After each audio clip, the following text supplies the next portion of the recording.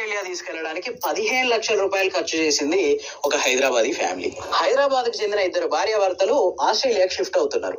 ఈ నేపథ్యంలోనే వాళ్ళు ఒక 10 ఏళ్ల నుంచి స్కై అనే ఒక పెట్ డాగ్ ని పెంచుకుంటున్నారు. ఆ పెట్ డాగ్ ని కూడా వాళ్ళతో పాటు ఆస్ట్రేలియాకి తీసుకెళ్లాలనుకున్నారు. కానీ ఇండియా నుంచి డైరెక్ట్ గా ఆస్ట్రేలియా కుక్కల్ని తీసుకెళ్లడానికి పర్మిషన్ లేదు. ఎందుకంటే ఆస్ట్రేలియా అనేది రేబిస్ ఫ్రీ కంట్రీ.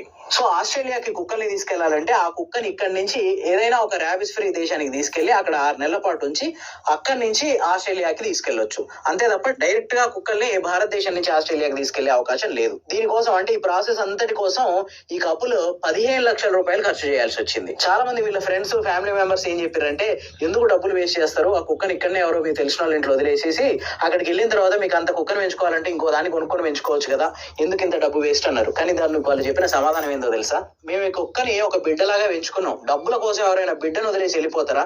సో మాకు ఈ స్కై కూడా అంతే, ఇది మా బిడ్డ లాంటిది, దాన్ని మేము వదిలేయలేము అని చెప్పి నిర్మోహమాటంగా చెప్పారు. ఈ స్కైని తీసుకెళ్లి దుబాయ్ లో 6 నెలల నుంచి అక్కడి నుంచి ఆస్ట్రేలియాకి తీసుకెళ్లిపోయారు.